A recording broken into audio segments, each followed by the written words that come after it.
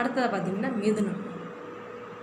மிதுன ராசிக்காரங்களுக்கு 12ஆம் இடத்துல வர குரு பகவான் ஏற்கனவே 11ல் இருந்து மிக்க லாபமான ஒரு பலனை தந்துக்கிட்டு இருந்த குரு பகவான் இப்போ 12ஆம் இடத்துக்கு வர 12ஆம் இடத்துல இருக்க குரு பகவான் மிக்க செலவுகளை தான் தரக்கூடியவராக இருக்கார். விரைய குருவாக வர்றார். உங்கள் ராசிக்கு 7க்கு அதிபதி, மிதுனத்துக்கு 7க்கு அதிபதி 12ல் வர்றார்.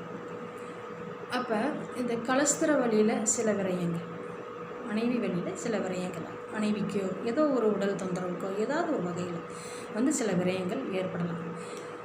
குடும்பத்தில் சில பிரச்சனைகள் உருவாகலாம். அதாவது மனைவியை விட்டு பிரிகிறதோ இல்லை குடும்பத்தில் சில குழப்பங்களோ, சொந்த பந்தத்துக்குள்ள, அதாவது 7 நண்பர்கள் அப்படிங்கிற சொல்லக்கூடிய இடம், உறவுகள் அப்படின்னு சொல்லக்கூடிய இடம்.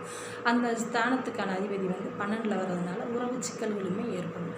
நல்ல ஒரு சந்தோஷமான மனநிலை இல்லாத ஒரு நிலையை இந்த குரு பகவான் உருவாக்குவார் இந்த மிதுன ராசிக்கு. அதே போல் பார்த்திங்கன்னா உங்கள் ராசிக்கு 12லேருந்து 4ஆம் இடமான சுகஸ்தானத்தை குரு பகவான் பார்வை செய்கிறதுனால உங்கள் சுகம் நல்லாயிருக்கும், உடல் சுகம் நல்லாயிருக்கும். படிக்கிற பிள்ளைகளுக்கு கல்வி மேம்படும். நல்ல உயர்கல்வி, நல்ல ஒரு மார்க் எடுத்து மேற்படிப்புக்கு அந்த தகுதியை பெறுவாங்க. நல்ல ஒரு மார்க் எடுத்து அந்த தகுதியை பெற ஒரு சூழல் மாணவர்களுக்கு இருக்கும். தாயின் நிலை நல்லாயிருக்கும். 4ஆம் இடத்தை குரு பகவான் பார்க்குறாங்க. அதே மாதிரி நீங்கள் வண்டி வாகனம் ஏதாவது வாங்குறதா இருந்தீங்கன்னா அதை வாங்கலாம், நல்ல ஒரு வாய்ப்பு அமையும். அதே மாதிரி ஏதாவது வீடு வாசலில் ஏதாவது மராமத்து பண்ணுறது, இல்லை ஒரு லோன் போட்டு ஏதோ வீடு வாங்குறது, இந்த மாதிரியான வாய்ப்பெல்லாம் உங்களுக்கு அமையும்.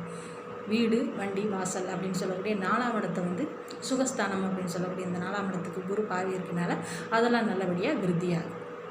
அப்புறமா பார்த்திங்கன்னா ரிஷபத்தில் இருக்கிற இந்த குரு பகவான் 7ஆம் பார்வையாக உங்கள் ராசிக்கு 6ஆம் இடத்து, அதாவது கன்னியை 5ஆம் இட பார்வையாகவும், கன்னி, துலாம் அடுத்து விருச்சிகத்தை உங்கள் ராசிக்கு 6ஆம் இடமாகி விருச்சிக ராசியை பார்க்குறதுனால நோய் நொடிகள் தீரும், கடன் தொந்தரவு கொஞ்சம் குறையும், ஏதாவது ஒரு வழிவகை வரும். உங்கள் கடனுக்கு ஏதாவது அடைக்கிறதுக்கு ஏதாவது ஒரு வழிவகை வரும்.